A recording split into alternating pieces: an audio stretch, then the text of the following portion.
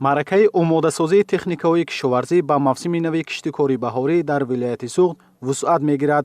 мутахассисони соҳаи кишоварзӣ ва бозрасии назорати давлатии техникаи кишоварзӣ аз вазъи коршоямии механизмҳои соҳа дар минтақаҳои кишоварзии вилояти Суғд боздид менамоянд.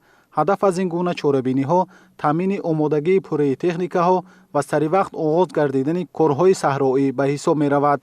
бино ба иттилои масъулини соҳа, дар ҳудуди вилояти Суғд 6897 адад техникаҳои кишоварзӣ мавҷуд буда, аз ин шумора 5615 адад ба мавсими имсола омода мебошанд. аз он ҷумла 557 адад тухми пошак мавҷуд аст ки 306 тои он барои кишти пунбадона тайёр буда, дар умум 81% нақшаро ташкил медиҳад. яке аз чунин чорабиниҳои хати тайёрӣ дар ноҳияи Ашт баргузор гардид. дар он намояндагони вазорати кишоварзии ҷумҳурии Тоҷикистон, бозрасии назорати давлатии техникаи кишоварзӣ ва роҳбарони хоҷагиҳои деҳқонӣ иштирок намуданд.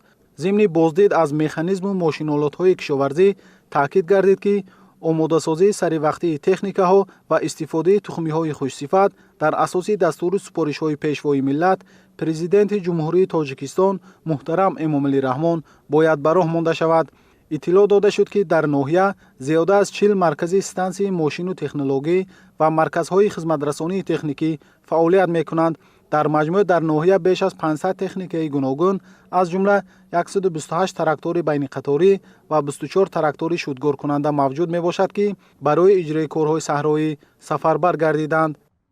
дар ноҳия дар маҷмӯъ 70 адад тухми пошакҳои гуногун тамға мавҷуд буда, аз онҳо 65 адад тухми пошакҳои пахта мебошанд ва аз 65 адад тухми пошакҳои пахта 61 ададаш омодаи кор мебошанд. аз онҳо 20 ададаш тухми пошакҳои дақиқро ташкил медиҳад ки тухми пошакҳои сохти туркӣ, тухми пошакҳои зери плёнкагин, тухми пошакҳои хитоиро ташкил медиҳад. яке аз масъалаҳои дигаре ки зимни чорабинии мазкур баррасӣ гардид, ин раванди кишти зироатҳои кишоварзии баҳорӣ, аз ҷумла кишти пунбадона ба ҳисоб мерафт. гуфта шуд ки ҷиҳати ба даст овардани ҳосили баланди ин намуди зироат бояд тухмиҳои хушсифату серҳосилро интихоб намуда ба корҳои агротехникии замин низ аҳамият дод. бино ба иттилои масъулини равсати кишоварзии ноҳия, имсол дар майдони 6290 гектар кишти пунбадона гузаронида мешавад. барои ин пахтакорони ноҳия 569 тонна чигити тухмии серҳосилро захира намуданд. инчунин кишоварзон дар самти кишти зироатҳои кишоварзӣ омодагии худро гирифта, захираи тухмиҳои киштшавандаро хуб ба роҳ монданд. дар ноҳия соли ҷорӣ дар майдони қариб 9000 гектар кишти аввалибаҳории зироатҳо гузаронида мешавад ки аз он пахта 6290 гектар, ғалладонагиҳо 80 гектар, шолӣ 480 гектар, полези 150 гектар, сабзавот 100 гектар, зироатҳои техникӣ 70 гектар, зироатҳои хӯрокшоро 1204 гектарро ташкил медиҳад. барои кишти барвақтии аввалибаҳорӣ, захираи картошкаи тухмӣ ки майдони дурнамои мо 20 гектар бошад, ба санаи ҳисобӣ 5-6 гектар иҷро шудааст.